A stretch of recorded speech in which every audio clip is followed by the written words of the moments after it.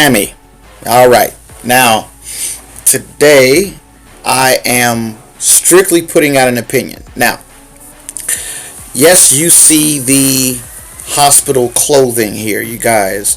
The reason I'm wearing this is because a lot of you know I had a very hard but successful fight with pancreatic cancer. And so this is wearing this here. This was what I wore for like a month. Okay, dealing with surviving that hard blow. The only way to beat cancer is to know you have it. If you feel something, go get checked, okay? So that's my message. All right. On to the guns. This is the big scary gun everyone's scared of. The AR-15. All right. No, this is not a assault rifle. It is semi-automatic. Semi-automatics are not assault rifles. It's not fully automatic. You have to pull the trigger each time for a bullet to come out. Pretty much like every other gun on earth. But on to the intermediate and advanced, even the rookies. This is my idea. I turn this gun into what I feel I need as a survival rifle. All right. And when I say survival, I mean in a gunfight. Okay. So what I have here is 3 different ways of aiming, and I feel that's very important. Okay. Now, what do I mean by that? So, first and foremost, I have a scope right up there at the top. Okay, 1x4. So I can keep this on 1 to where I see things up close the way I see them now. Or I put it up to 2 or 3 or 4. 4 is awesome for 100 yards. So this is one of my scopes. This is one of my ways of aiming. Okay. Now, if for any weird reason I can't use this top scope, which if you want to, what reasons would they be? Well, you don't know what situation you may find yourself in. And if you're in a situation where you're pretty much stuck on the ground and you have to shoot maybe underneath the car, yet you can't get up and turn over and twist and turn all that. So you have to deal with your gun in the way that it is. Maybe you're on the ground and you can only fire it upside down like this. Or maybe you're over on this side and you can only fire it this way.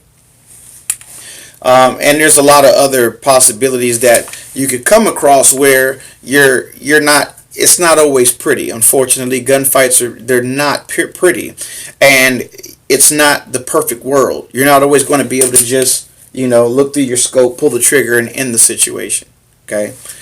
So what I have done is I have 3 different ways of aiming.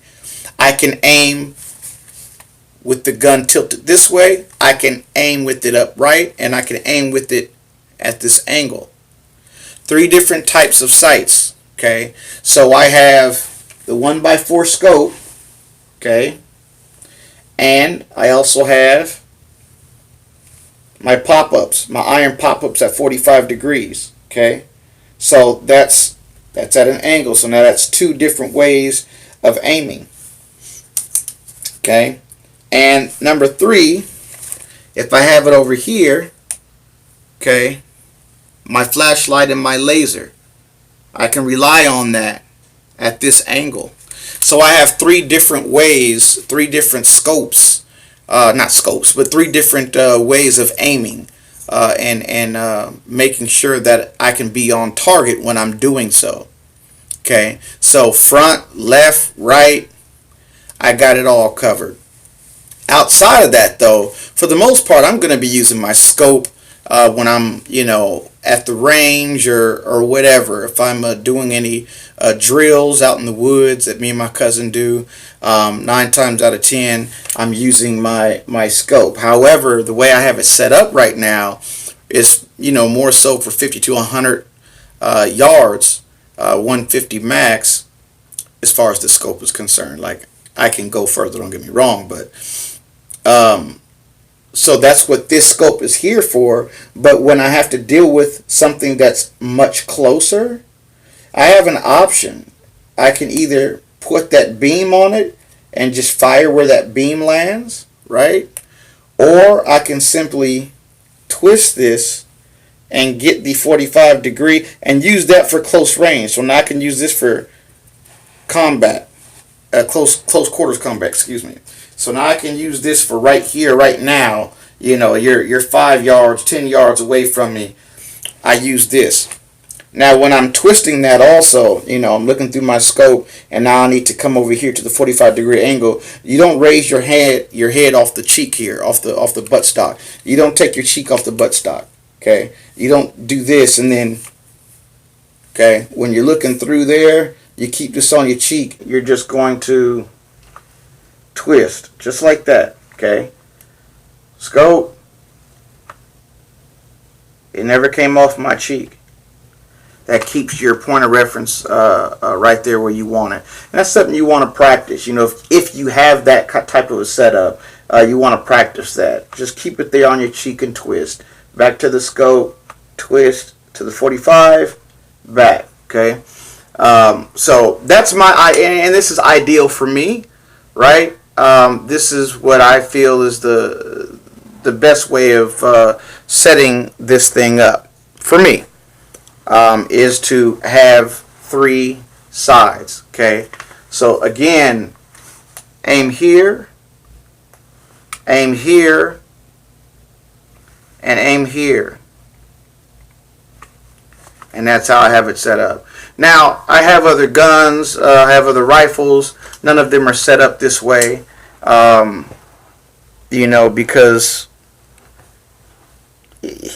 you guys know me, man. I really am a realistic, and I'm about urban combat, self-defense, survival, real life. That's my whole thing. So, like my AR pistols just got an EOTech on it. That's it.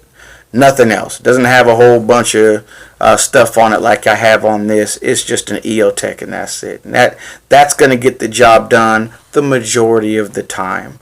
My AK-47 has no freaking sight on it, just your iron sights, right?